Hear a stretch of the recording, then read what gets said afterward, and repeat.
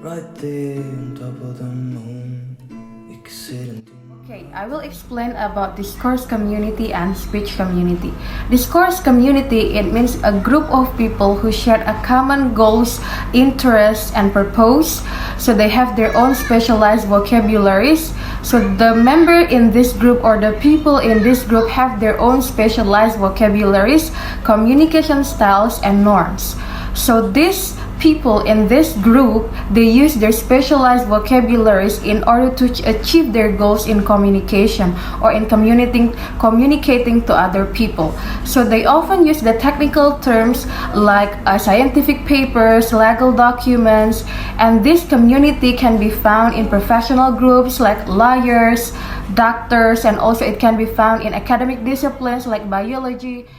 It can be found in fan clubs. So in fan clubs, it also can be called as a discourse community because they have their own specialized vocabularies. Let's take an example of fan clubs of Korean boy band groups like an ARMY and EXO-L. So they have their own specialized vocabularies like the word bias. They said the word, they have their own vocabularies bias to tell that this person or the person is the one that they like from the boy band group or the group, the one that they like in the group. They also have the vocabularies come back to say that the time for their lovely boy band group to share their new albums. So they have their own specialized vocabularies in their community. So it's what we call as discourse community. So the next, I will explain about speech community. So speech community is a group of people who share the same language or dialect and that is used for daily communication. So in this community, it focuses on the shared language or dialect that is used by the members for daily communication or for everyday communication. In this community, they share the same linguistic features like vocabulary, pronunciation, grammar. So if we compare to discourse community, which only focus on sharing the same interests, but in this community, we focus on sharing the same linguistic features like pronunciation, grammar, vocabulary. And it is also possible that one person can have more than one speech community or can be in more than one speech community. Okay, I will continue to explain about first, discourse and language choices. Second, discourse, social class and social networkers. Discourse and language choices. Discourse and language choices are important concepts in the field of linguistic and communication studies because they refers to how individuals or groups select and use the language in various social contexts to convey their intended meanings or intended message, and also to achieve the specific communication goals. Language choices means choosing the right language for certain situation. The choice of language may be determined by the domain the language is being used in, such as with family, among friends, and in religious, educational, and employment settings. People choose the languages based on who they are talking to, where they are, and also what they want to say. According to Holmes 2001, there are several social factors in language choices, such as social context of interaction. Second, the topic, function, and goal of the interactions. Third, the formality of the settings and the type of interaction. Fourth, the factor of social distance between speakers and the social status. So these factors influence the influence people to choose the language Based on the article in Singapore Sunday Times 2005, teenagers use special words and phrases when talking with their friends. They do this to feel closer to each other and also to keep their conversation private. For example, the word CCG, it means that cute guy, and second one is CMI, it means that cannot make it. These words really help them to talk about certain things without others understanding. It lacks a secret code for a day. We might choose the formal language for serious situations, and for the informal language, we can use it when we are talking to our friends. Discourse, social class, and social networks. Social class is also a factor that can affect how people communicate each other. To determine the social class, people usually look at things such as job, education, income, where they live, and their housing situation. People from different social class may use the language differently. For example, economic inequality. Economic inequality means that some people have a lot of money while others have very little. This happens because in many societies, the richest people are seen as belonging to the upper class, and they have more resources. Meanwhile, for those who earn less or have a fewer resources are in the lower class. This inequality shows up in things like where people live, their education, the quality of their education, and their access to healthcare. Social networks also influence the way to communicate. For example, if you work in a professional company, you may use more formal discourse or more formal language. People often have different social networks based on family, religion, where they live, where they work. The social networks also can strongly influence how other people talk. Okay, that's all. The next material will be presented by Sari Nurpanila. Hi, the next material is Discourse and Gender. The analysis of gender and discourse looked at the relationship between the use of language and the biological category of sex. This explains the way language is used in relation to social categories, or more precisely, social constructed gender categories. In Webster's New World Dictionary, gender is defined as visible differences between men and women in terms of values and behavior. According to Wetherall 2002, gender is not just an inevitable consequence of one's sex, however, it is part of the routine which occurs every day.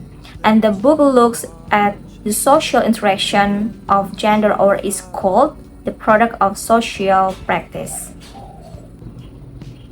Simone de Beauvoir famously said that one is not born, but rather becomes a woman. Performativity is based on the view that by saying something, for example, someone in a certain social environment, to show this identity, people show a certain identity through the use of language. and other ways to express their identity in their interaction with each other.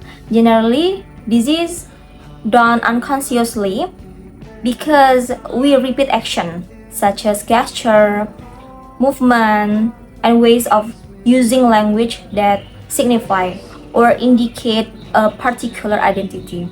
However, these actions are not normal and are not part of a person's essential attribute. They are part of what people gain in their interaction with each other. Okay, next, in lack of books, language, and place of women, it is proposed women's language, namely the use of different language from men's language or natural language. Women's language has features like the use of overly polite form, the use of question text, rising intonation and declarative, the avoidance of expletive, a greater use of diminutive and euphemism, the use of more hedges and mitigating devices, more indirectness, and the use of particular vocabulary items such as adorable, charming, and sweet. It is for women's language versus natural language such as great, terrific, and cool. Lack of book also led to separate views of women language. The first is dominance approach and the second one is the difference approach. The first is dominance approach was created by Robin Lakoff, who stated that men are naturally more dominant than women. This can occur through pattern of speech or behavior toward or around women. However, this theory also proved that women are less dominant in front of men. Not only men who take part, this can be demonstrated by one of Lakoff's take question theory. This shows that women use take question more than men, although not out of politeness, but to ensure the truth. A second male opinion is needed. For example, in conversation, there are men and women. Men say, I can't wait to go on holiday. Women, me too. The weather will be nice, right? And then men answer, yeah, I checked before that's what it is. This conversation examples show that women need men to convince them that what they say is justified. This is due to the fact that men naturally act dominant around women, thus making women feel unsure without male input in the conversation, hence the take question. The second is from Tennant. In her book, You Just Don't Understand is an example of the difference approach. Tennant argued that boys and girls live in different subcultures in the way that people from different social and ethnic backgrounds might be described as being part of different subculture. As a consequence, boys and girls grow up learning different way of using language and communicating with people in other cultural groups. For example, men will use direct imperative like close the door, switch on the light when speaking to the others. And then different with women encourage the use of super polite form like use let's, would you mind if, and etc. And then Tennant suggests that most women try and avoid conflict at all costs and try to compromise situation, whereas a man would rather have conflict to show his power. Another example is from a conversation that shows women's language and men's language is in the TV show Sex and the City. It is an example of a main character whose use of language shows gender. There are a conversation between Miranda and Carrie. Miranda said that I'm going to ask you An unpleasant question now. Why did you ever say yes? And then Carrie answer, because I love him. Man, you love nails in the street and over your ring? You say yes. That is what you do. And then the discussion of how men and women speak and what they do as they speak. Next, there are several studies from researchers about language and gender. First, from Holm 2004, the use of the terms woman and lady found significant social differences. At the time, women were marked as impolite, while women were used as a marker of politeness in certain situations. Second is from Min 2001. In her study, the use of language with men's and women's football teams shows a similar example of the use of language to discourse gender and to confirm masculine identity. She talks about sporting as a male category where values such as power and aggressiveness are highly valued. Like in a form of combat, she found speed, loud talk, and shouting to be ways in which these values were expressed in the male referees language. She also found the male referees use fast continuous talk in a way that never occurred in women's football matches. For example, like keep going, keep going, keep going, or keep going, inside, carry on, let's play, let's go on, and etc. Third, from Davis 2003, in his study of storytelling activities in the classroom, provide further example of gender discourse. The girls use the language of friendship talk and they collaborate, exchange opinion and ideas about the stories they tell in class, while boys have to choose whether they will join the macho discourse of young men's group or not, so that boys who they consider to be gay are included in the macho gender must adjust their behavior so that gay is not directed at them. Okay, from my explanation before, now we know what gender means in relation to language. The gender is not something a person has, but something a person does. According to Cameron, gender and other identities are not the result of who has eaten, but the result of apart from other things, the way they talk and what they do. And Cameron and colleague 2003 argue that the relationship between language and gender is almost always indirect. That is, it is mediated by something similar. The way people talk is primarily related to certain roles, activities, and personality traits, such as being mother, like gossiping, and being mods. So, people perform gender differently in different contexts and do sometimes behave in ways we would normally associate with the other gender. Okay, I think that's all about Group 4 material, and thank you. Bye-bye.